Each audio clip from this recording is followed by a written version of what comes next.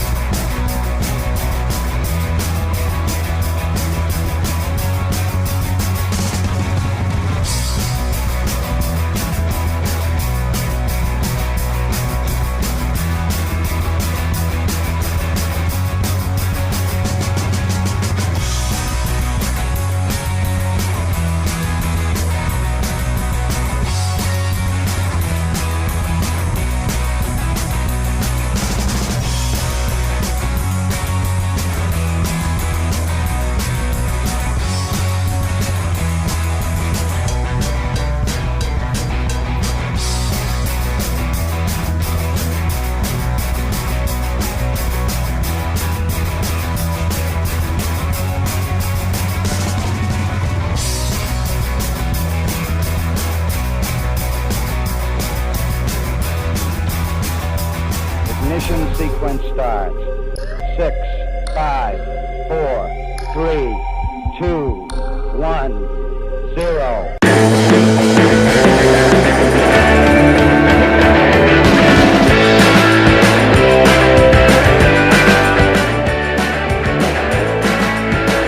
I truly believe that responsive small launch will change the world.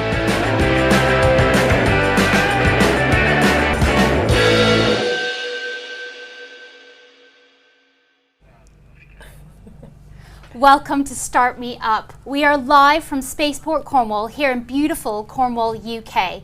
My name is Melissa Thorpe and I am the head of Spaceport Cornwall, where I'm so privileged to lead my incredible team in turning an airport into a spaceport. I'm also so lucky to have in the studio with me Natalie, and across the pond in Long Beach, Chris. I'm Natalie Burgos, senior producer of live broadcasts and events. I work on a team in charge of brand and communications. And back over to you, Chris. Yeah, hi, I'm Chris Rolfe. I'm the Director of Systems Engineering and Verification here at Virgin Orbit. And my teams include the interdisciplinary engineers that own the high-level definition, design, and verification of our launch program. As Mel said, I'm your North American correspondent for today. I'm here in sunny Long Beach, California, at our payload processing facility, just down the street from the rocket, just down the street from the factory where the rocket you'll see launch today was built. Back to you in the UK. Well, this is an exciting mission built on a tried and true platform, but not just for Virgin Orbit being our first international launch, but with multiple partners. Yeah, and it's our first ever launch here from the UK, and that's so exciting for us, as well as the first orbital launch from Europe. It's also the first launch for some of our customers, including our friends at Spaceforge from Cardiff, as well as the Sultanate of Oman. It's truly an exciting moment for us here. The crowd outside is really excited. I hope you can feel that energy across the pond in Long Beach, Chris. Mel, although this isn't our first launch here at Virgin Orbit, every launch is exciting and we're feeling your excitement too. And just before we came online, I saw there was about 25,000 people that were already in the waiting room for the YouTube stream of this. So there's a lot of people that are excited here as well. So today you're going to be hearing over the program the audio from our MCC, or our Mission Control Center. And what that is you'll hear a lot of people on that line, including folks like our launch director, our ground crew, our department consoles, our flight crew, and our launch engineers. And anything that they're talking through today, if there's a little extra information that I can provide, a little extra color, I'll do that. This morning I sat in on the morning briefing. Our aircraft systems, rocket systems, ground systems, and our weather, both ground and, if you can imagine, our space weather, are all nominal, and we are go for launch today. Another thing that you're going to see throughout the program today are our graphical user interfaces, or our GUIs. And we're going to bring up our rocket load GUI right now. As you can see on the screen here, we have our launcher 1 in the top section of the screen. On the left is our stage 1, which does most of the heavy lifting. On the right is our stage 2, and that's the pointy end where all our payloads live. This is live data that you're seeing right now coming from our systems. You can see that both our fuel, which is RP1, and our liquid oxygen, our oxidizer, is at 100% for both of our stages, as well as our helium, both cold and hot helium. Everything else here looks normal right now. Our pressures are good, our battery bus voltages are good, Cosmic Girl is performing normally, including our pallets and pylons. And as I said, we'll be seeing different GUIs through the program depending on the stages of flight that we're in. But for now, we're going to watch a quick video on some information on the UK Space Agency.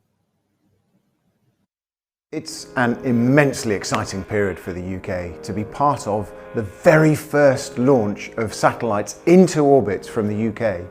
More so than that, the very first time that satellites have been launched into orbit from Europe as well.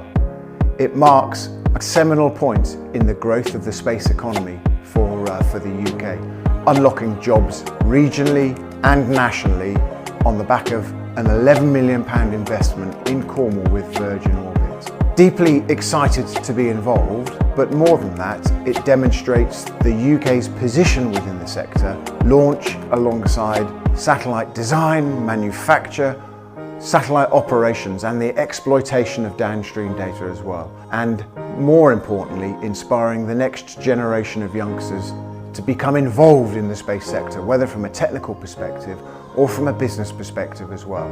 So for me, it's a moment of personal pride, but it also marks an immense amount of pride from the agency, across government, across our partners with Virgin Orbit and Spaceport Cornwall, and also it's a moment of national pride to be inspired through British technology and British leadership.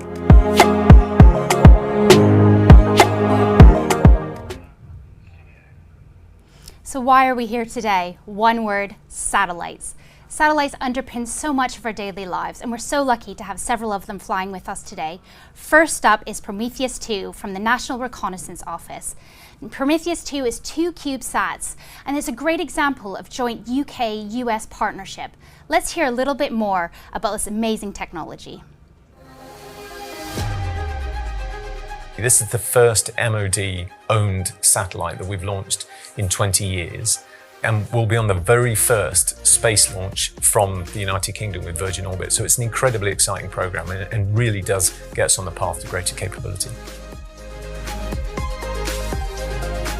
As a country, and in fact all over the world, what people are really starting to look at is responsive space launch. What we're showing is how we can have this capability brought in and how we can have flexible capability to be able to launch different spacecraft at different times as and when is required, rather than having to ship your spacecraft over to a different country for a vertical launch.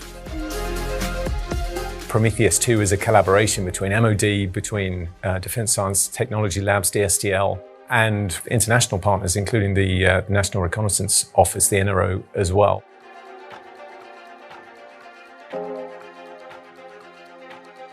This mission will contribute to the understanding of how you can do space protection and space situational awareness. So collaboration with other agencies, particularly Space Command and indeed UK Space Agency, for where we'll eventually launch the programme on from Cornwall on the Virgin Orbiter. And what we're using it for is basically an in-orbit testbed for RF sensing, geolocation experiments and radar detection experiments. The satellites we're building are going to be used as research demonstrators. We were able to bring a lot of our design work that we'd done on our Faraday 1 mission, including a number of the payloads and the platform design to the programme. We then were able to fold that together with the work that Airbus were doing and with a lot of the requirements that DSTL had been evolving over the last few years. DSTL are incredibly important to the technology that we are using to develop our capability over the coming years. So Prometheus 2, as the first step on that path, I think is incredibly exciting and DSDL are front and center in terms of where we're going.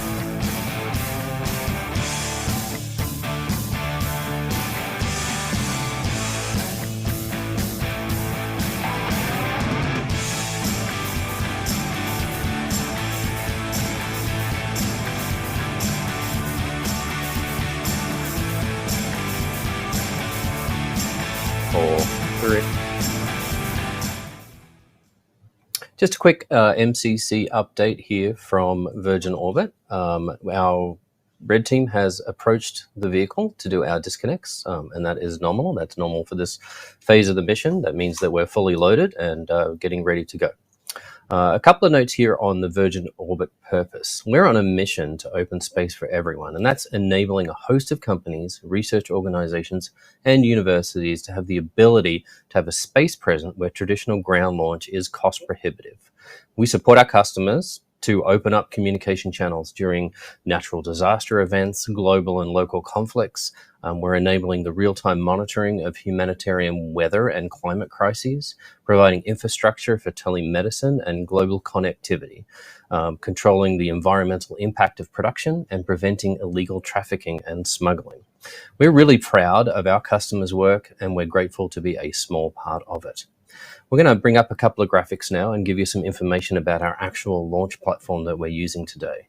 The first one we're going to look at is Cosmic Girl. Cosmic Girl is a 747-400, and not a lot of people know, but Cosmic Girl actually was her name before she came to us. She had originally flown with Virgin Atlantic, doing a route between England and the US.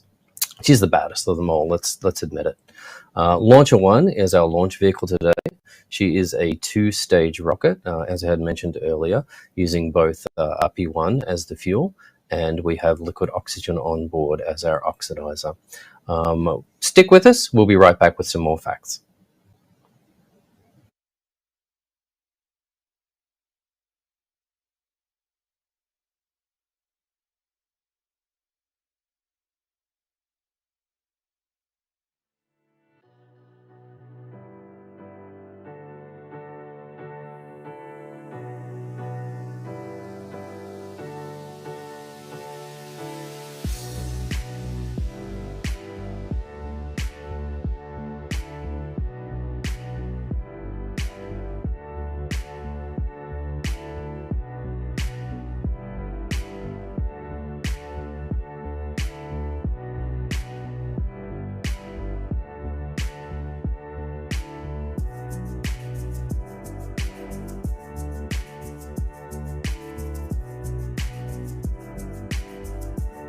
Getting to space can be a problem when you're a small satellite.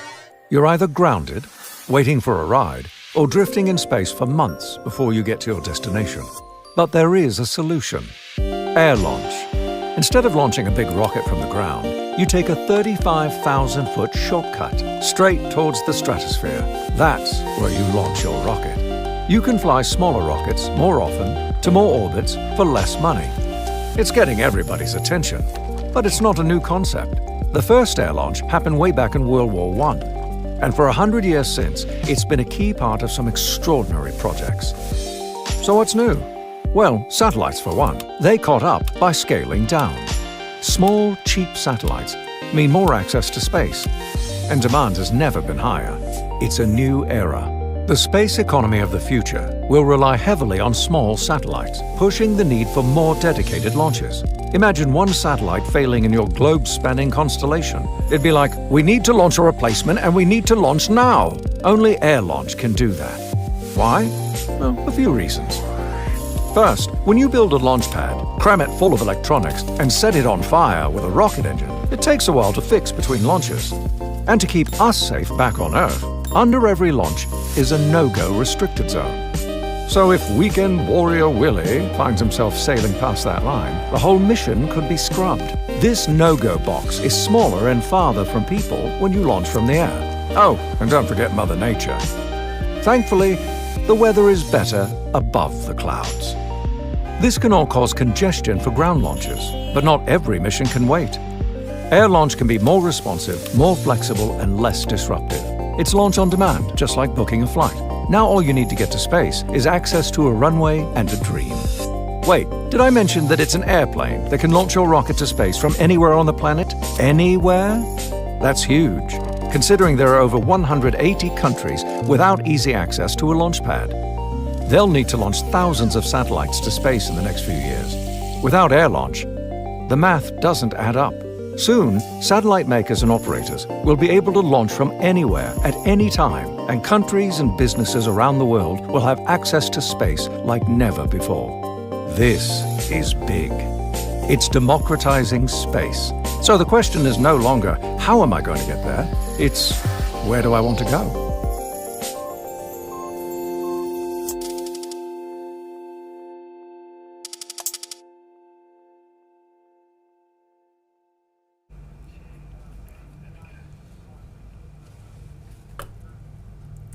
Welcome back. I'd like to recap some of our previous launches here at Virgin Orbit. So we started off with Tubular Bells. That marked our operational debut of Virgin Orbit's launch service. For Tubular Bells, we successfully carried 7 satellites to lower Earth orbit. With Above the Clouds, rightfully named, we achieved new orbital inclinations never before possible on the West Coast, and also launched through inclement weather. This was our 3rd successful consecutive flight in less than 12 months and included a rapid call-up for our Spire customer, where we went from notification to fully integrated satellite in less than 24 hours. Some of the types of satellites that were included on Above the Clouds included experiments in space-based communication, space debris detection, in-space navigation and propulsion, as well as satellites that will serve a more global agricultural sector. And then back in July, our Straight Up mission carried 7 satellites to low Earth orbit, making a total of 33 satellites launched as of our 4th mission.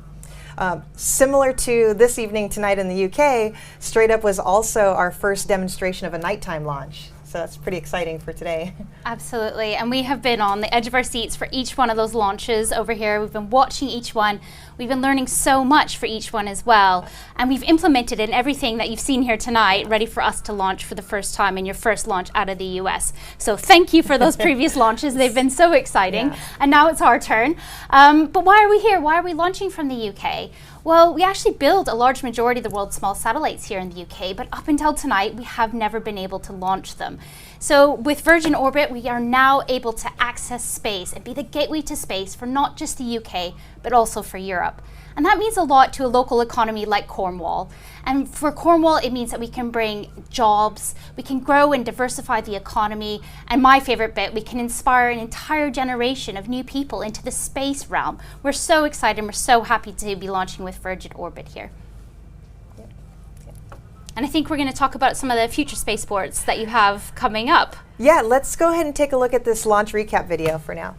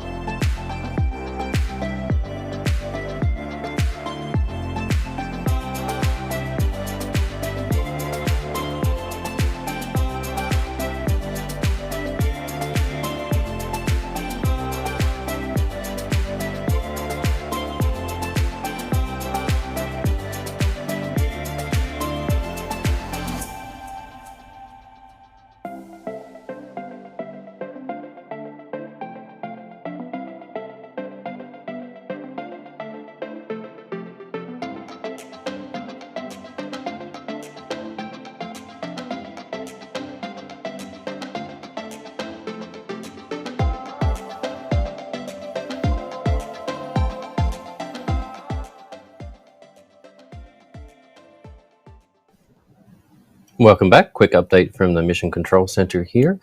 As I had mentioned earlier, our red team have approached the vehicle for all of the fuel line disconnects and the data disconnects as well.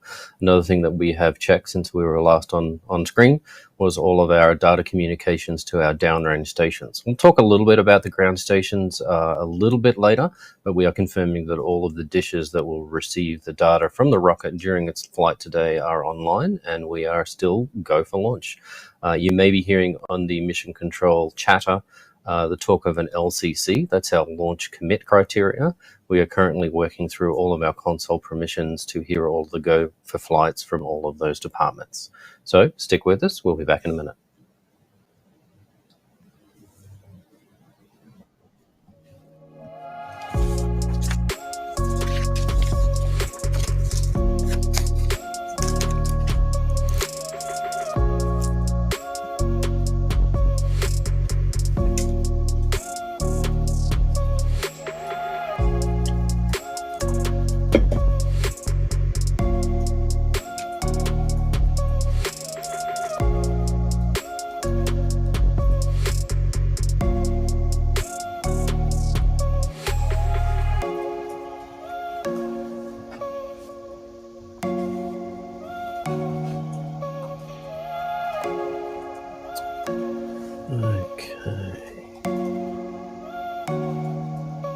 Watch next.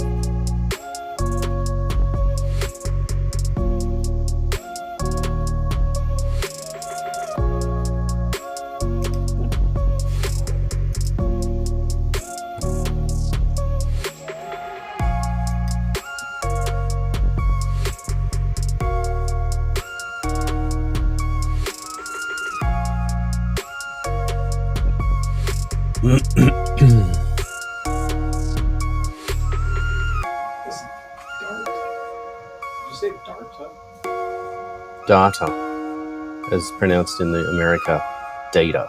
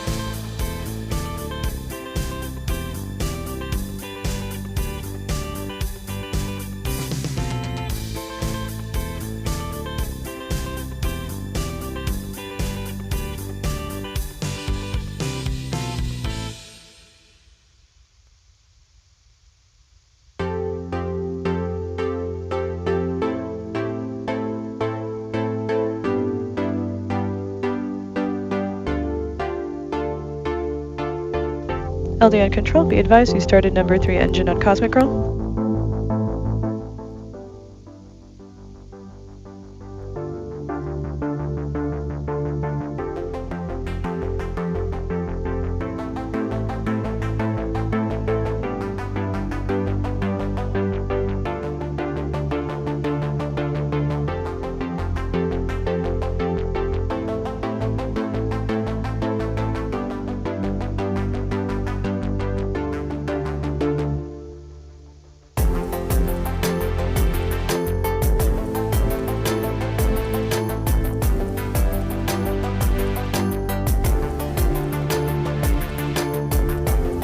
LCC on control room. LCCs are go for takeoff.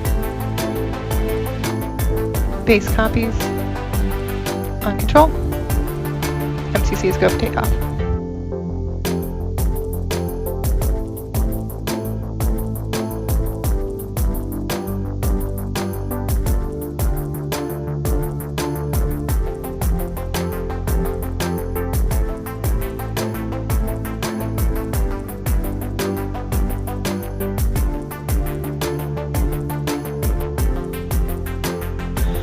SMA to LDLC on control. I'm going to take over the PTZ camera while we do takeoff, or while we roll out for takeoff.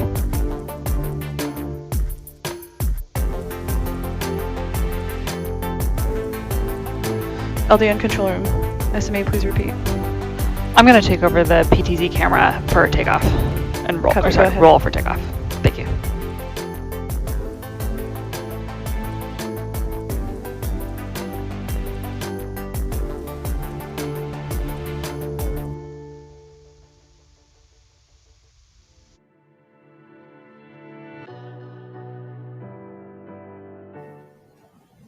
Welcome back, everyone, and I appreciate you sticking with us as I give you another pronunciation and linguistics lesson on the difference between Australian pronunciation and American. We're actually going to take a look at our flight path now. Quick MCC update. We are go for takeoff. That was just called about 30 seconds ago. So we're going to bring our graphic up that shows the actual flight path that Cosmic Girl will take after she takes off from Spaceport Cornwall. Once that's come off, you'll see that she'll track over the water there, taking off in a westerly direction out towards Ireland, and is going very close to counties Kerry and Cork. Then she'll take a left-hand turn and go into what we call our racetrack. And as you can see, it's aptly named because of the shape. We do two passes in the racetrack. The first one is the cold pass, and that's essentially where we're doing a lot of checks on the aircraft, the rocket, the prevailing winds, and the weather. And then we go into what we call our hot pass, and that's where Launcher 1 goes onto its own battery power and switches to autonomous mode. When we're getting very close to the drop point, our pilots will pull into the aircraft pull-up maneuver. You'll hear on the MCC audio the words release, release, release that will come from the pilots. The rocket will drop on its way to space, and Cosmic Girl will come home to Cornwall. Special shout out to our airspace support in this region of the world from the UK and from Eurocontrol, as well as authorities in Ireland, Portugal, Spain, and France. Stay with us. We'll be back in a moment. And let's have a little bit of a chat about who's on board Cosmic Girl today. We're so lucky to have two pilots and two launch engineers who are incredibly talented and well-versed in Cosmic Girl and this incredible launch that we're about to see. We'll talk about our two pilots first. We have Matthew Stannard, or Stanny, as he likes to be known, our RAF test pilot who's on secondment from the RAF over to Virgin Orbit. Joining him in the cockpit is Chief Pilot Eric Bippert. The two of them are an incredible team, and we know they're going to do an amazing job for us tonight up above the Atlantic Ocean. Joining them in the back, we have two launch engineers. We have Dale Alexander, and we also have Bryce Schaefer. These four have been amazing. We've really got to know them here in Cornwall. They've been doing test flights around the county, as well as getting into the schools and really inspiring the local school children about maybe becoming a pilot or a launch engineer or working with rockets. So the whole community is definitely cheering them on down here in Cornwall tonight. I think we'll leave it there for a moment and we'll watch Cosmic Girl as she hopefully starts to make her way around the airfield.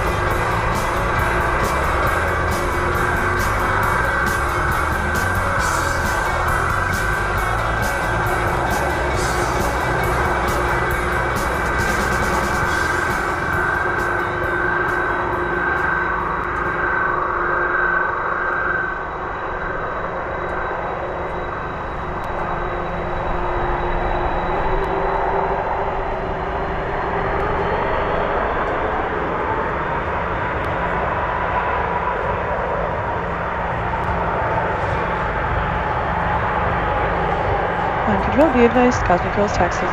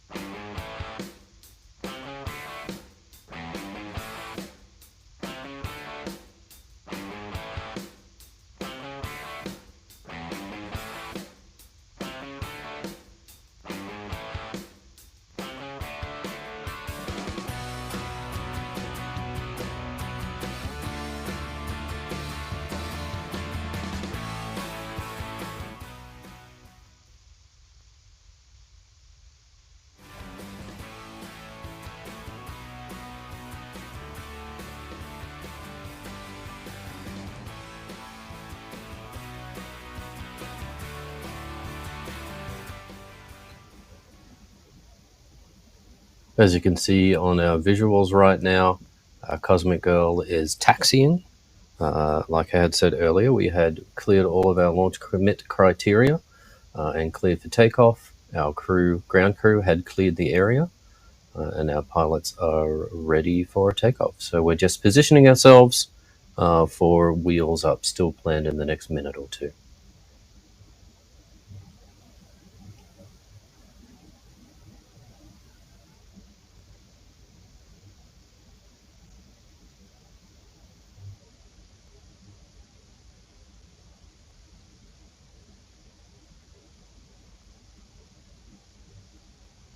As Natalie had said earlier, this is our second nighttime takeoff. Our last mission was also a nighttime. And some folks in the area of Cornwall and also the counties I mentioned earlier in the south part of Ireland may have noticed in the last couple of weeks Cosmic Girl making some practice runs out there off the coast. Cosmic Girl is now on the runway taking off.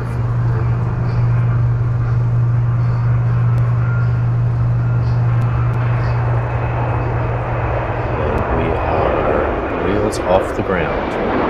Godspeed Launcher 1, Godspeed Cosmic Girl on this historic both European and UK mission to open space for everyone.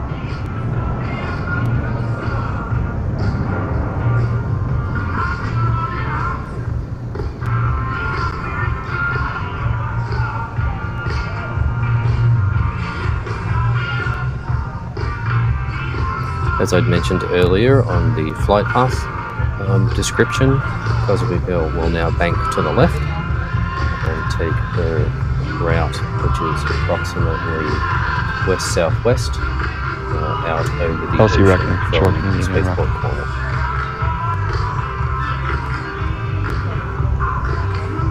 LD Radiohead on control room, S-band lock acquired in Newquay.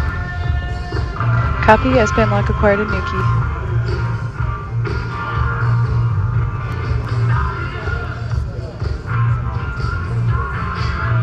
Up until the disconnects a few minutes ago, the data or the data that you had seen coming through any of our graphical user interfaces was coming through a umbilical connection to our ground support equipment. One of the things that makes us special as a launch provider is our agility, and we'll talk a little bit more about that later.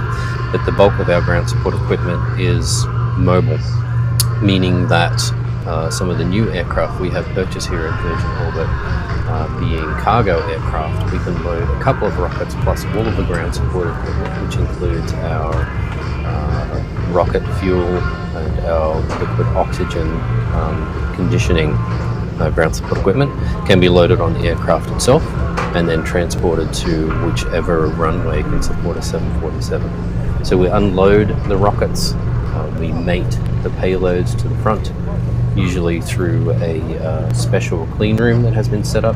We also have a mobile clean room that we can bring to different launch sites.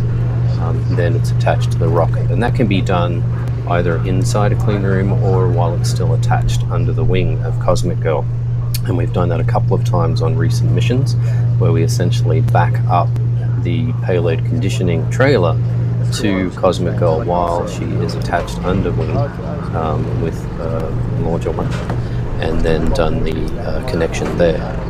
So the idea is that we can fly to your port or your airport, your spaceport, land, roll out our ground support equipment, our payload processing facility, do the work over a few days, connect it up to your facilities, and then take off, launch the rocket, come back to the base, and then fly to the next port.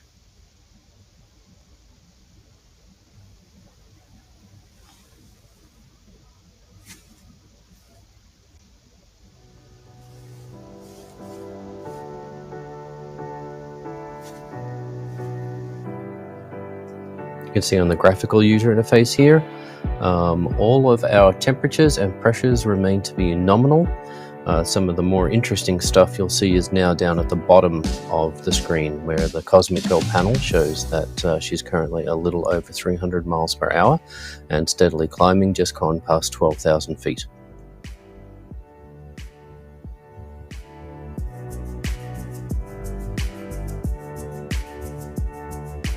Cosmic Girl, of course, like any other aircraft, is captained. And that means that the captain on board in the cockpit is the person that is the authority on the vehicle. So there may be some slight changes to altitude climbing or the trajectory that Cosmic Girl uses to move out to the racetrack, and that's up to the captain. But generally what we expect to see here is that when we're in the racetrack for the cold pass, we'll be at approximately a little over 35,000 feet.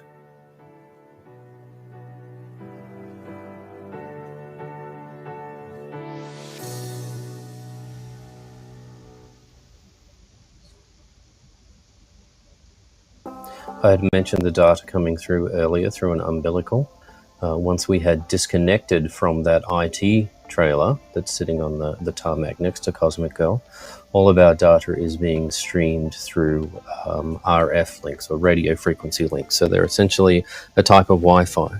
Our aircraft has that, so our rocket data will come up to the aircraft and then the aircraft can transmit back to the ground, and you can see the live data that you see here on the GUI.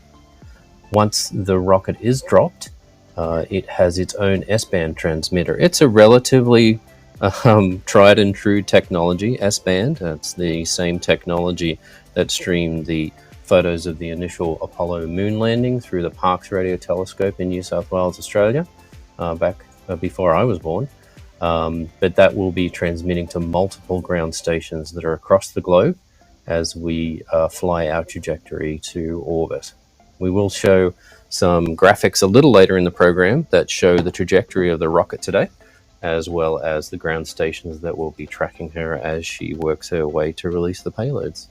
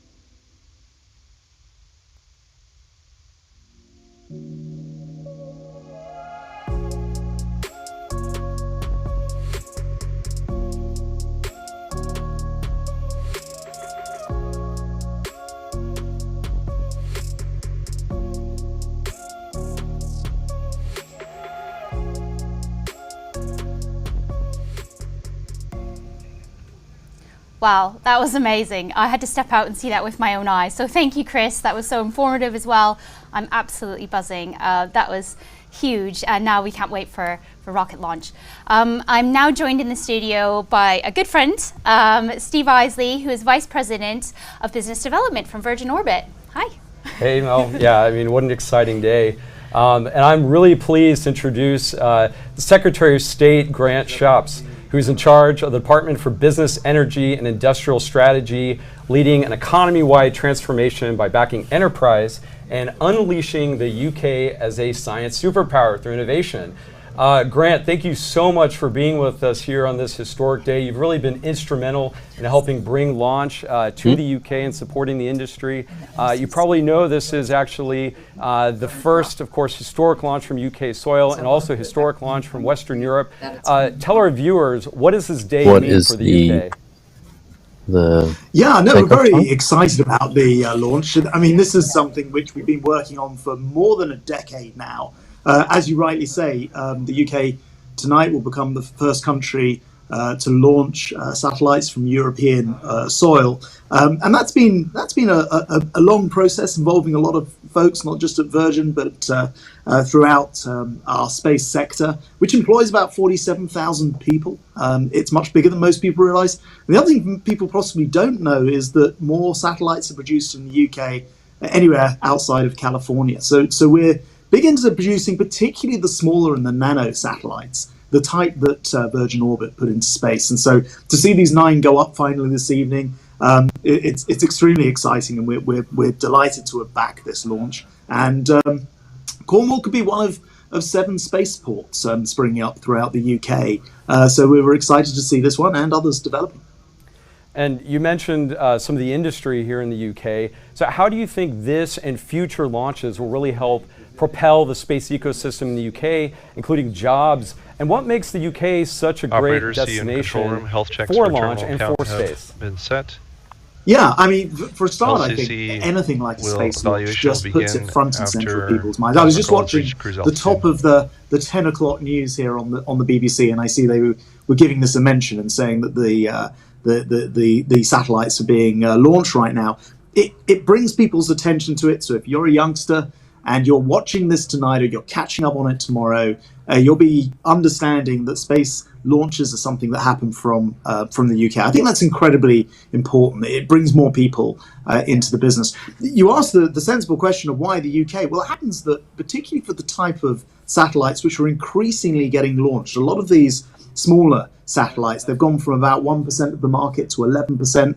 And we think that over the next decade or so, there'll be huge opportunities, probably about £15 billion worth of launches of these smaller satellites. The UK happens to have the right location, in other words, geographically. We've got the right science with, 7 of the world's top 20 universities, and we've got the right industry combined with government to help all of those things stack up and ensure these launches can happen. And I know that from personal experience, because both in my current job as business secretary, but also in my previous job as the transport secretary, I've tracked and worked on this launch. I've been down to Newquay in Cornwall. I actually brought over the rocket for the G7 last year to Cornwall. So we've had a lot of, to get these things going, you have to have a lot of different elements come together: regulatory, scientific, industry, government, all working in tandem, and that's the thing the UK's got going for it.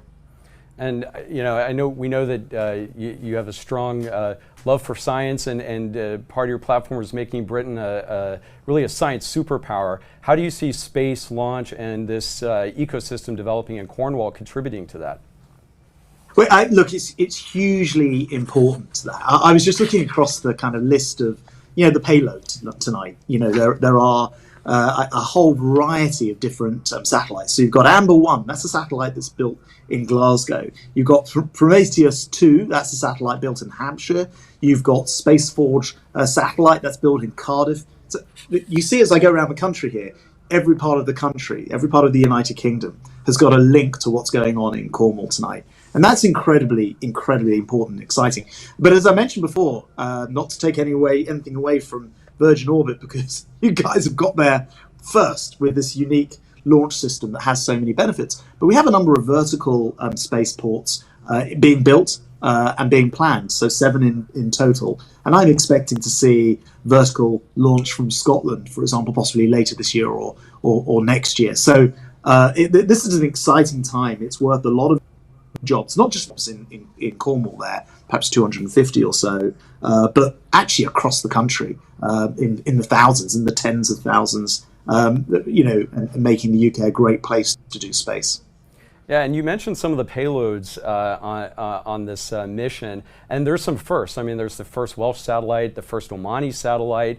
So there's a real also international flavor in space. How important is it, one, for the UK to have its own launch and end-to-end sustainable space-based capability vis-a-vis other spacefaring nations, so as a nation leading in the space realm, and 2, really international partnerships. I mean, I know that this is important for UK, you mentioned the other launchers, but clearly space is an international cooperative industry, and so working across country lines is equally important. That is absolutely true, and just in the autumn we signed a deal essentially with the European Space Agency. We put in, I think the figure springs to mind is over £1.8 billion. We've secured 3 more British astronauts. So we're working in the international sphere, so in Europe, but also with NASA and a whole variety, and have historically done so. Kind of interestingly, though, you ask a really interesting question, because the UK is the only country in the world to more than 50 years ago have designed, built and launched its own rockets and satellites successfully into space, and then scrapped the entire launch program. Now, this was back in 1971. It's a long time ago now. It was kind of a surprising thing to do, given many other countries or other locations continued or have got into the space race since then. I think the big thing that's changed is the commercialization of space ever since, though, because I was just looking back. You only have to go back to 2019, and there are only about 500 satellites launched globally. But in 2021, so just a couple of years later, there were 1,900 satellites launched. So you can see this is a massively growing market, particularly the smaller nano satellites, some of which are no bigger than a shoebox, that the United Kingdom really has great speciality in, as well as some of the bigger ones, which we've always heard. So there's a big market, and we want to work globally. We want to do that, but we also think that we can grab probably as much as 30% of the launch market on these smaller satellites, which is something we're very keen to do. And I think that's absolutely right. I mean, the UK has all the pieces to the puzzle. You've got all the satellite manufacturers, you've got incredible universities, you have the logistics, and now you have the launch capability. So really, you have this end-to-end sustainable space applications mission capability that is unrivaled practically for the small satellite market in particular, and definitely joining the other few nations that actually have their own launch capabilities. So I think really that we're pleased to be your partner on this journey and help make that a reality. Maybe shift. Well, thanks very much. It's great to hear you say that, because folks won't know, but we generate about £16.5 billion from space income each year in this country, and it's only set to grow. And we're going to work internationally to make that happen. And having this launch capability from British soil clearly puts us front and centre of that. Absolutely. And finally, I think some people know that you're a pilot yourself. So as you know, captive carry is happening. Our pilots are going on this journey, going forward. Maybe you could talk a little bit about your experience as a pilot. Just what's going through your mind? Like, what is your mental state right now, and how exciting is this for the people that are really on the front lines here of this launch? Well, I obviously I offered Virgin Orbit the opportunity to use me as the pilot, and I'm just kidding. I think everyone who flies, everyone with a pilot's license knows that the thing that you're always doing before a flight is you going through the pre-flight checks in your mind, and then after that you go through the whole sequence of thinking through the flight. I visualize the flights that I take in advance, and I know that the captain will be doing exactly that. Incredibly experienced RAF pilot flying the aircraft this evening, who will have run through this, has done it, of course, in reality as well. So it's not just a sort of in principle thing. And that visualization, I always find as a pilot, really helps the process of flying. And of course, on a mission as important as this, I know that is the work that will have been going on in advance. Yeah, and we're of course rooting for our pilots, we're rooting for our engineers, we're rooting for our team. I know the country is behind this mission. We're excited to be here in the UK. Grant, in the few seconds we have left, is there anything else you'd like to tell our viewers maybe about this mission, or about some other insights, some parting words, if you will? Well, look, when I came down to Newquay, and we brought over the rocket last year, actually it was a replica of the rocket last year, some people said to me at the time, this is all fine, but actually, is this just a static display? Is it really going to happen? Is it really going to happen from the UK? And, collectively, and you guys in particular, have proved that the answer is definitively yes. The aircraft's in the sky, I think in 48 minutes or so, we're looking for the drop. So, I just want to say a big thank you to everyone. And it's now thousands of people who've been involved in getting this mission up and running. There were any number of things which could have stopped it. And the first time you do something, particularly from somewhere new, there are lots of regulatory barriers to overcome. I actually want to express my thanks to my Irish counterpart, who I spoke to and helped clear the airspace, to the Portuguese, and many others who've been involved in this evening. But look, I think this is an amazingly exciting time. We're all eyes glued to the drop and the launch of these satellites, and well done to you folks for making this happen. And tonight, all eyes are on the United Kingdom launching these satellites. All right, Secretary of State Grant Shapps, thank you so much again for your continued support. Thank you for your leadership, and we look forward to continuing the partnership. Thank you.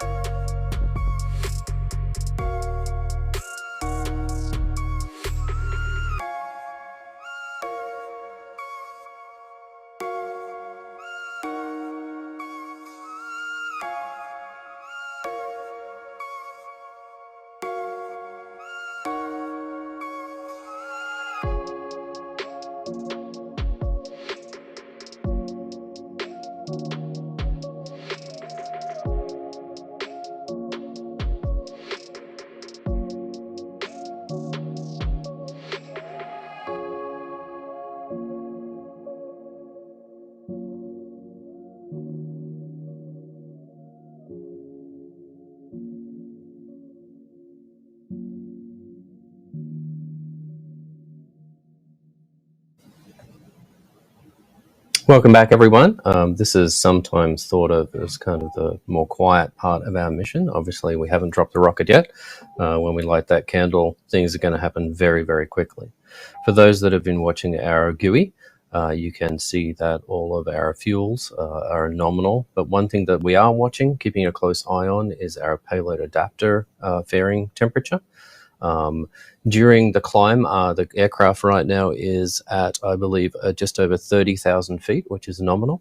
And during the climb, we were moving through the clouds in a storm cell. One thing we like to do during our captive carry is actually do a little fin wiggle to make sure that if there is any icing that occurs on the rocket during captive carry, we're able to break that away. We detected no icing during the captive carry up to this point, but we did that little execution anyway, and that all worked nominal. We are tracking nominally, I keep saying nominal, which is a good thing. We are tracking nominally on our flight path out towards the racetrack right now. We'll be back in a moment.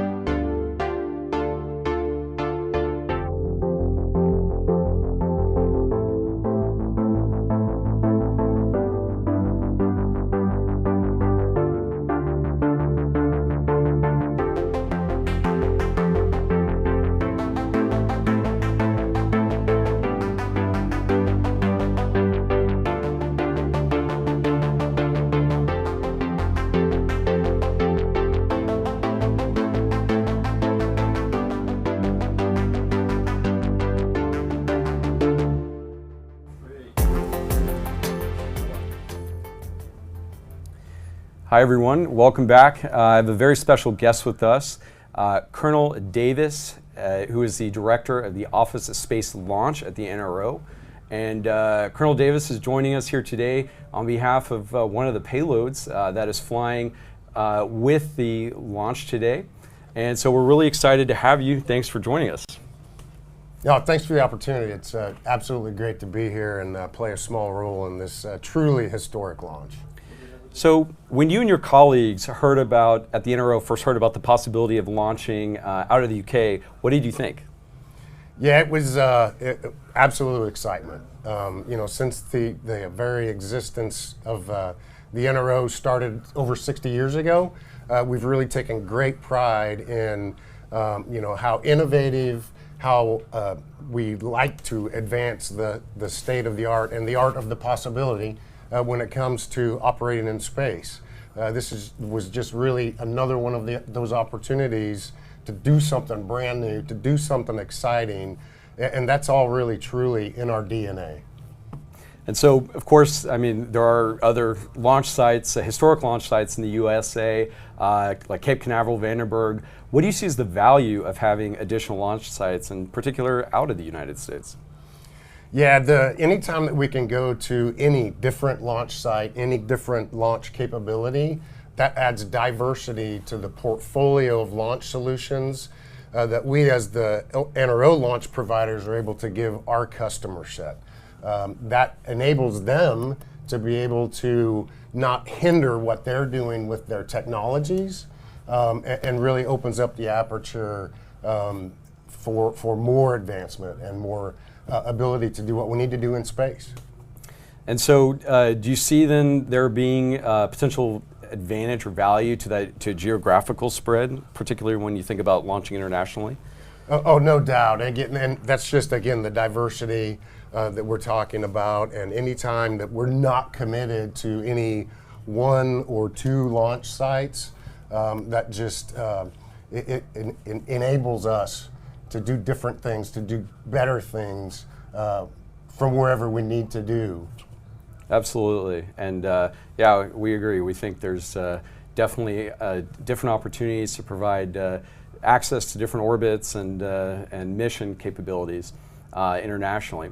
So moving to another topic, there's that phrase responsive launch, responsive space, and it's a pretty exciting term in the national security world in particular. What do those terms mean to you, and how is that important to your mission?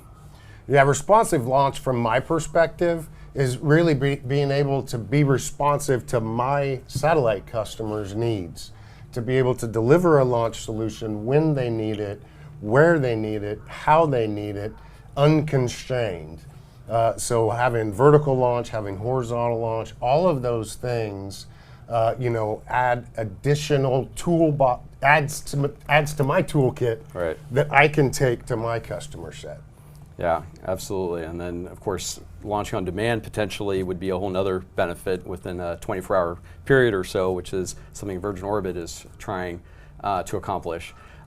So another question would be, a lot of what you and your NRO colleagues have talked about when discussing this mission in particular is the value of the partnership. I think the international partnership in particular with the UK RAF. With all that's going on in the world and in space right now, both in the areas of conflict and in times of peace, what do you see as the start of international partnerships and interoperability between the US, the UK, and potentially other partners? What are those benefits there? Yeah, you absolutely nailed it. The agility, partnership, and interoperability were the three big things for us with this mission. You talked about partnership and interoperability there. No doubt, if you look at the logo for this mission, it screams partnership. You've got NRO, U.S. Space Force, UK Space Agency, RAF. The list goes on and on and on, not to mention our industry partners. So yeah, partnership was a key part of this entire mission for us. And then, as launch folks, we like talking about the launch, but we don't exist unless we put capability on orbit. Right. And as the primary rideshare for this mission, we're here.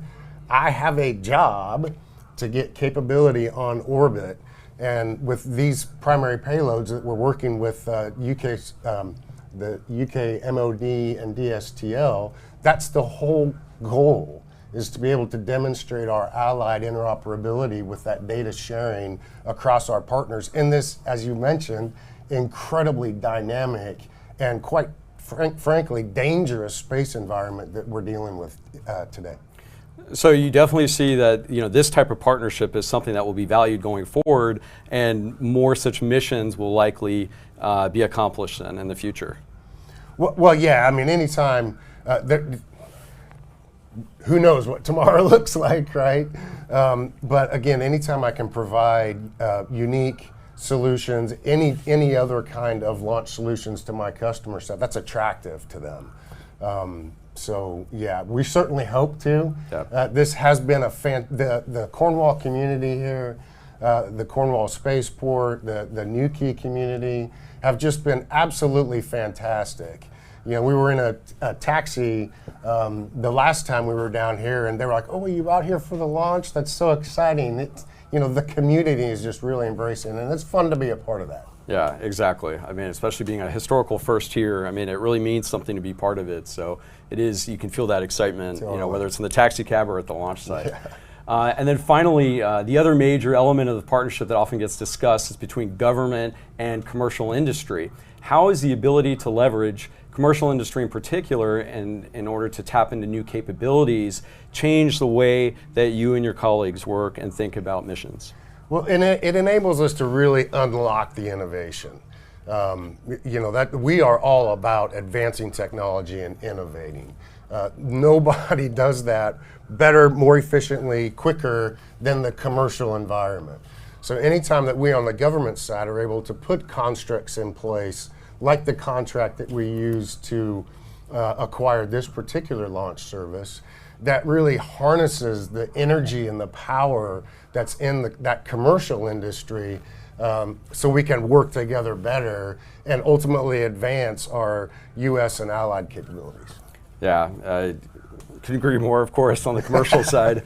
But I mean, and we likewise appreciate the partnerships with government entities that are also encouraging and supporting new technologies to come to the market. So it definitely is, it's a symbiotic relationship that I think fosters and supports both sides. So Colonel Davis, it's really been a pleasure having you here today, and we thank you for coming down to Cornwall. Do you have any final thoughts or words you'd like to say as we get ready for the launch? No, again, thank you.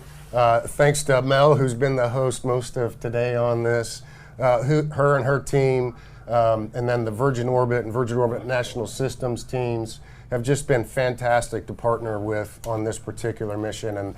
And I personally have been really proud to just play a small role in it. So thanks very much. Thank you. All right, back to you guys.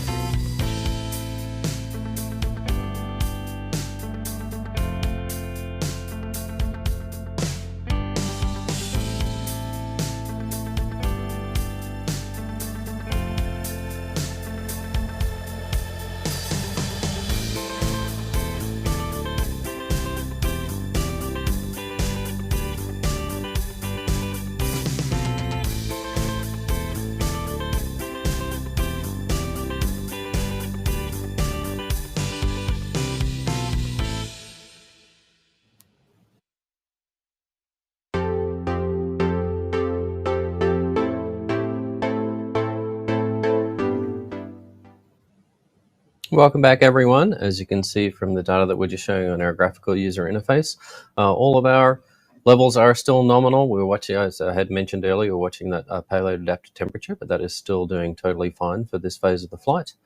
For those folks that have been watching our 3D map, which we'll bring up now, you'll notice that we did fly just south of the county of Cork in Ireland. We've taken our left-hand turn, and now we're in our racetrack that I had mentioned earlier. So we'll be moving into our coal pass in just a moment. We are still on track for our previously advertised drop time. So yeah, stay with us.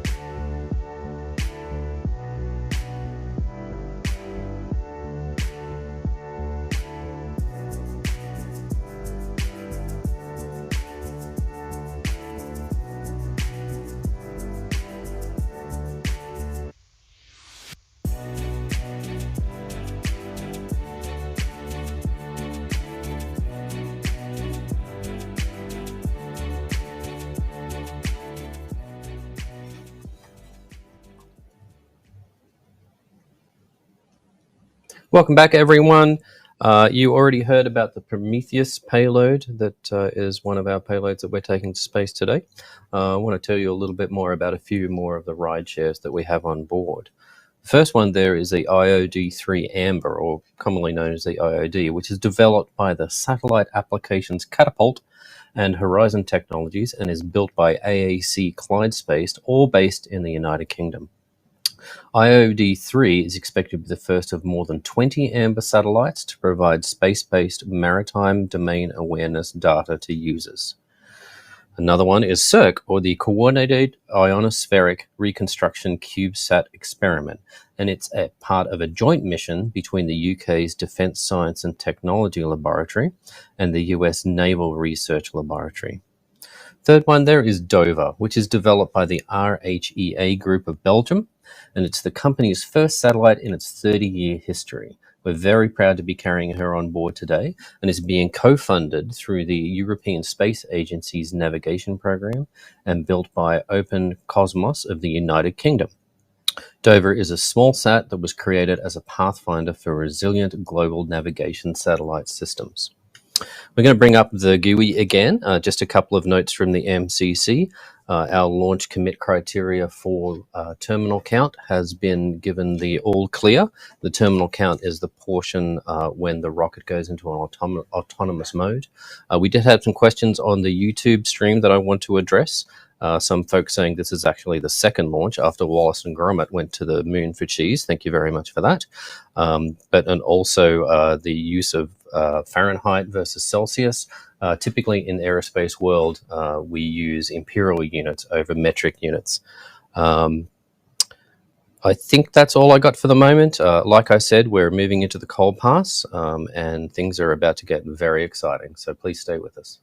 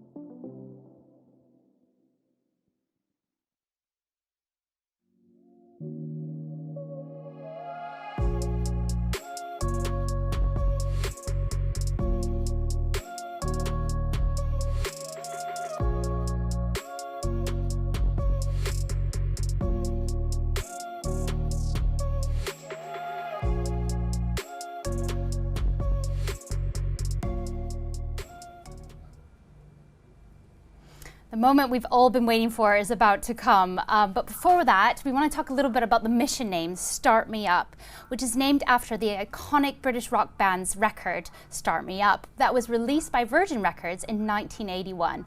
I can't think of a better name for the mission, for a starting up launch out of the UK. But let's hear a little bit more from a familiar face, Sir Richard Branson. Start Me Up. I can't think of a more perfect name for Virgin Orbit's first launch from Spaceport Cornwall than the UK's first launch and the start of an important and exciting new capability. I first heard the Rolling Stones when I was at school, and their songs have been in my head ever since. As a nervous teenager, armed with a tape recorder bigger than me, I interviewed Mick Jagger for Student magazine. And years later, we tried to sign the band, and years after that, we finally managed to bring the Stones to Virgin Records, and they helped make us the biggest independent record label in the world. I remember hearing Keith Richards kick off Start Me Up when we promoted the Stones comeback tour in 2012. A decade on, they're still going strong, and I've loved spending time with them over the years, even if Ronnie Wood beats me at poker and pool. One of the most wonderful parts of Virgin Orbit's missions has been the opportunity to bring the Virgin family together, not least by honouring a Virgin Records artist with each launch. And this should be the most thrilling one yet. Congratulations and good luck to all involved in this launch in Cornwall, the UK and worldwide. Like the song says, once we start it up, we will never stop.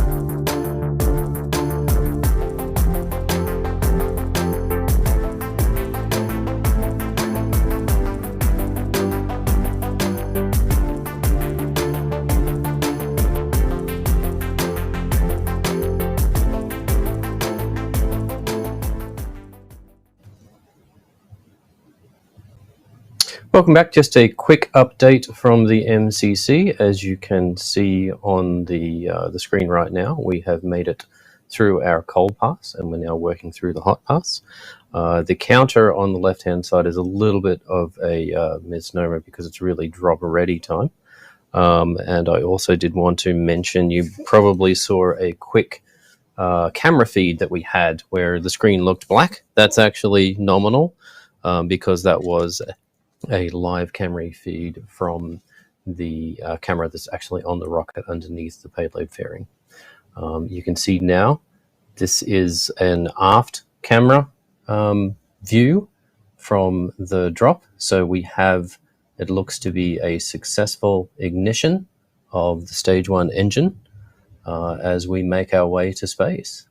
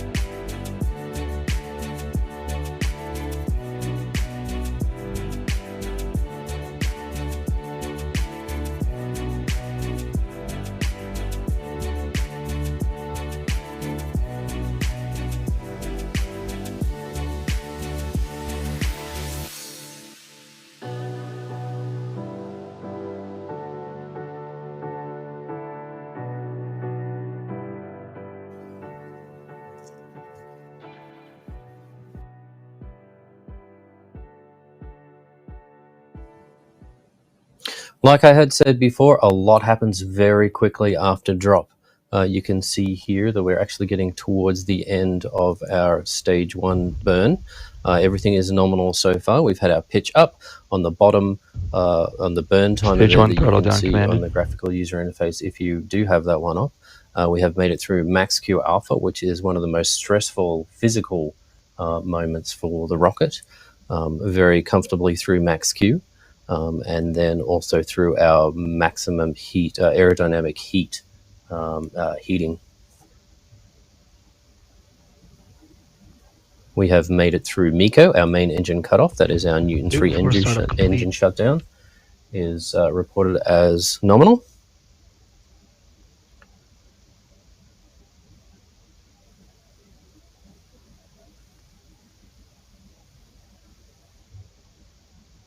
And if we can go back to our aft camera.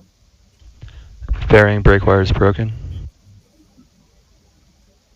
We have stage separation.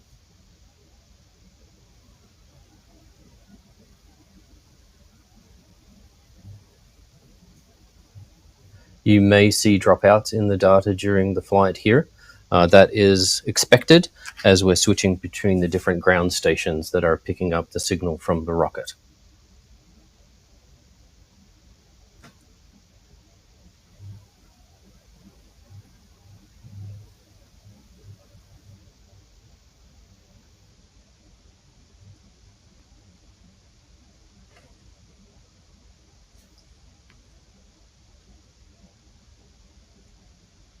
Switching data source to the Nuki. Now, as you can see, the trajectory that's being shown on the screen is no longer of Cosmic Girl because she is on her way back to Spaceport Cornwall in the UK. The trajectory is now tracking Launcher 1 as she makes her way down the Atlantic Ocean towards the Canary Islands.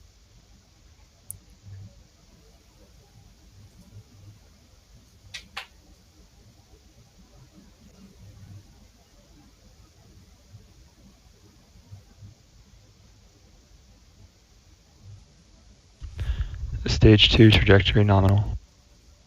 Stage 2 trajectory nominal. That means our flight path is as expected, being picked up by those ground stations. We're probably almost coming up on halfway through our stage 2 burn number 1. On the GUI here, you can see in the center there, obviously the cool flame coming out the left-hand side.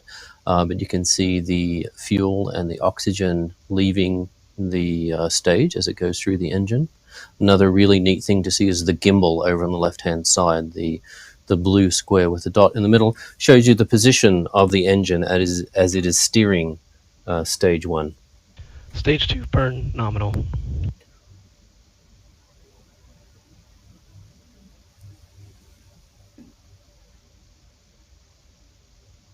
Altitude now is looking at around about 600,000 feet.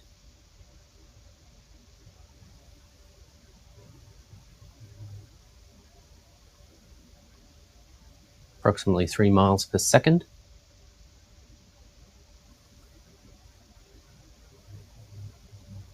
Bus voltages for the batteries are nominal. You may have noticed that we had a lower voltage while we were in captive Switching carry. data source to and Madrid. That's because the power was being provided by Cosmic Girl at that point before we switched over to the rocket's internal batteries.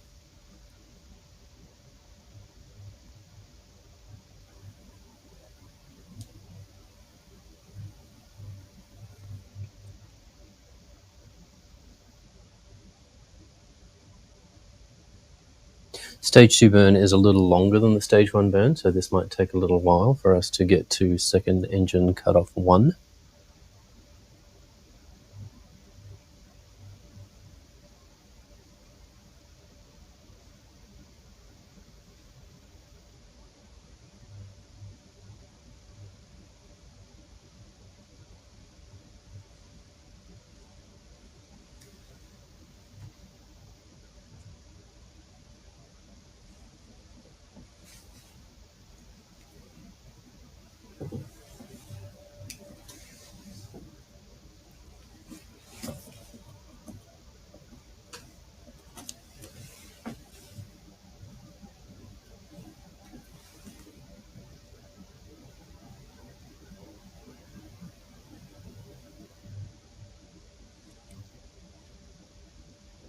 As I said earlier, there are points of the flight where we don't have the telemetry coming from the rocket because we are out of view of the ground stations. Our flight software folks have implemented a store and forward on our rocket, which means that when we are out of view of the ground stations, we are storing that data so that the next time we do come in view of a ground station, we can download it and Confirm target lock through. from Madrid. Data source switch to Madrid. Yeah. Our Madrid ground station has locked on to our rocket and is streaming the data now.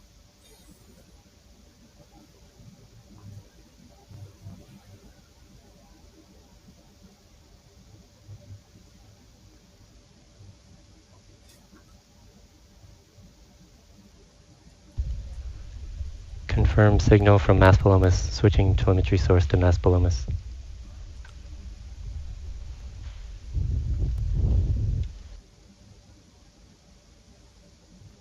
Newton 4 shutdown initiated.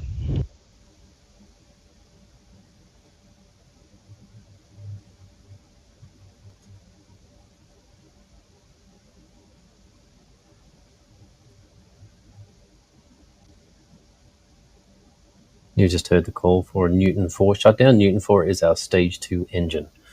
So that is the completion of the first burn of our second stage.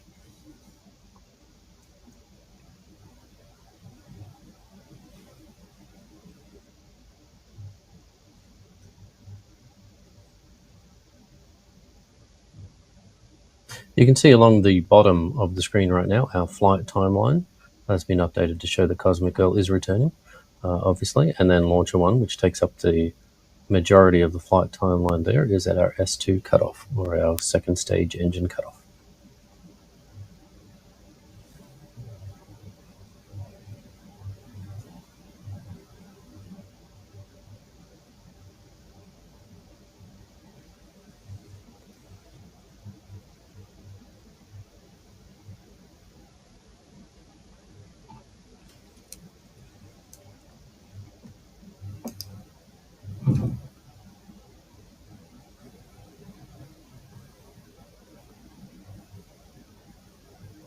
So now's probably a good time to talk a little bit about our rocket profile.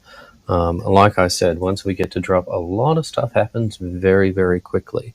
what you might have seen is initially after the drop, around about 5 seconds or so after the drop, because we need to make sure that our aircraft is safe and out of the way, we fire what we call our propellant settling thrusters, or our PSTs, and they're solid rocket boosters that are on the back of Launcher 1, and they give the rocket a little push forward to settle our propellants for stage 1. And then we have that main engine start, or MES, for S1. And then you saw over, I think it was about 3 minutes or so, our stage 1 burn, which, as I had said before, does most of the heavy lifting, and our main engine cutoff. Separated from stage 2, and stage 2 has to do the work for the rest of the journey. We start our second stage engine, which is the burn that just happened, and during that burn, we separate our fairings. And what that does, it opens up the pointy end of the rocket, essentially, through ordnance firing. That opens up that section and exposes the payloads. We continue to fly under power on our second stage during that first burn, and then we'll have that cut off. And you can see the graphic on the screen right now. We again get to the coast, which is the phase that we're in right now. And we do a maneuver. We execute a maneuver called the barbecue roll. So essentially we are rifling through the atmosphere. And what this does is it avoids one side of the stage from getting too hot and the other from getting too cold. Our rocket is covered in a spray-on foam insulator, but this is a very standard maneuver procedure that most rocket companies execute. Once we've finished our coast, we will do a second engine start, so SES2. So we restart our second stage engine to lift us a little more, and then we'll cut off that engine, and after that will be our payload separation. And that's when we can start popping champagne corks and dancing.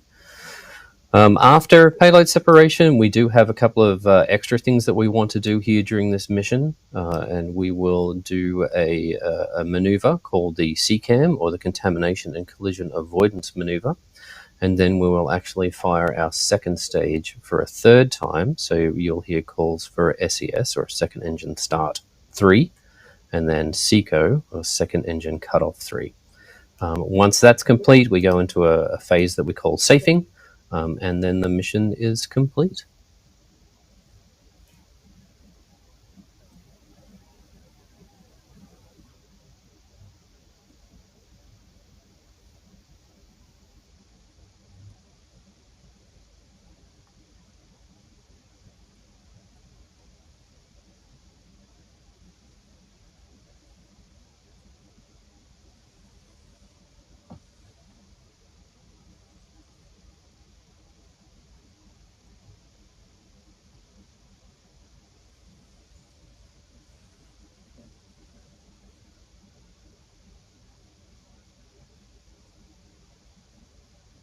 You can see images on screen right now from our Mission Control Center over in Cornwall, the UK.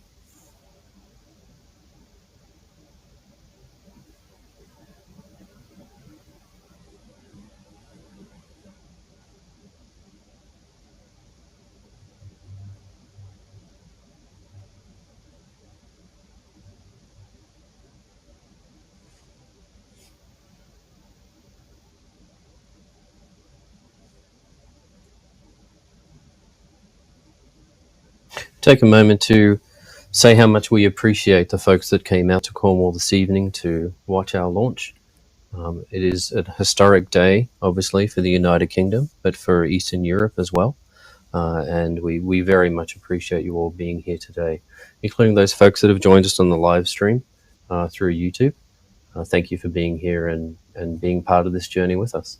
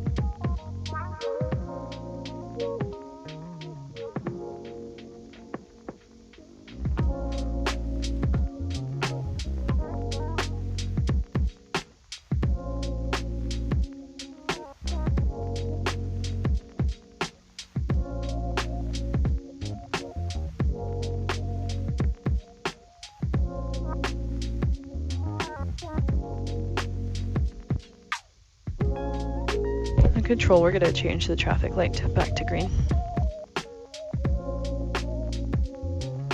SMA concurs changing traffic light to green.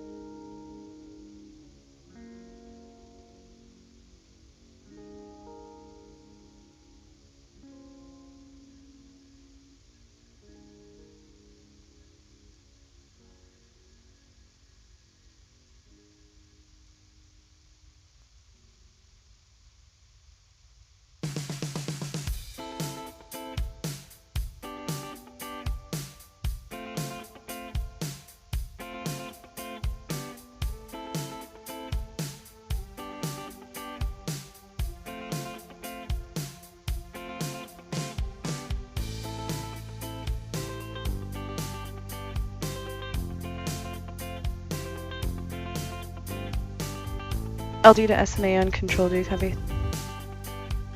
SMA controls on copy, go ahead. Have you let the tower know that hazardous operations have ended? No, I have not and I cannot, but I can coordinate with Range 1 on FA init. Copy. Also, did you change the traffic light? No, I did not. Sorry, we're going to green. Is it green now? Let me pull up the... It's okay, LC is working it. Okay, copy. SMA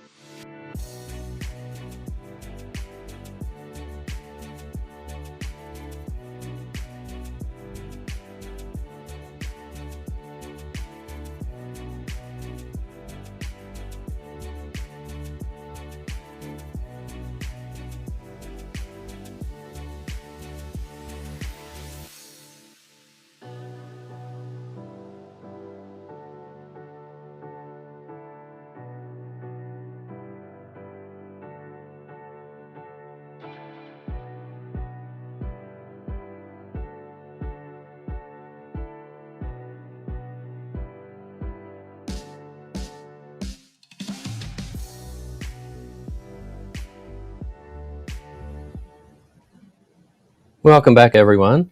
This is, of course, the least interesting part of the flight. We are in S2 coast, so there's not a lot happening, and you're not probably hearing a lot of audio come from the Mission Control Center. But I did want to let you know that Cosmic Girl is only minutes away from landing. That is our primary mission, is safety here at Virgin Orbit, and we want to ensure that our flight crew and all the folks on the ground are ultimately safe at all phases of our mission. So yeah, just a quick update here from the MCC. We'll be back with more in a moment.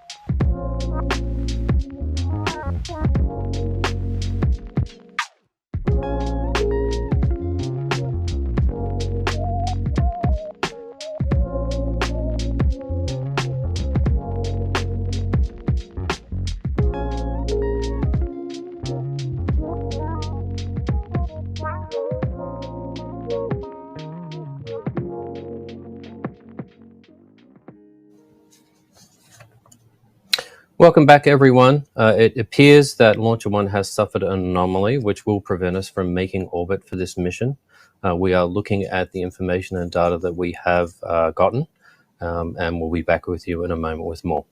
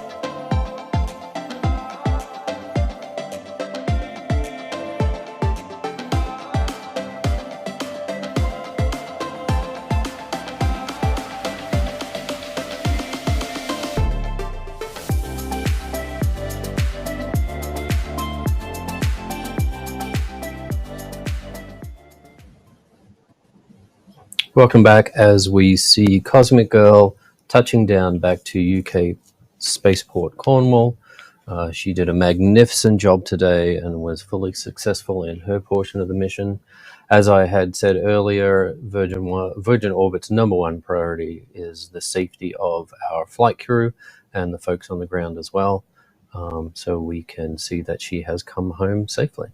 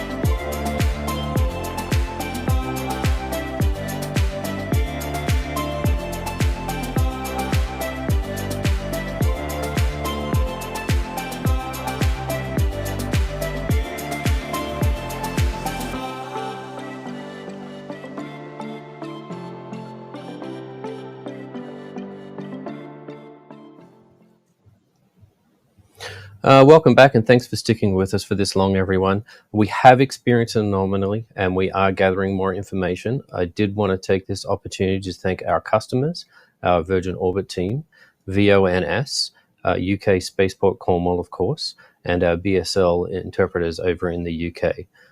We're going to be ending our live stream at this point, but please be sure to check out our other channels, our social media channels, for more information as soon as it's available.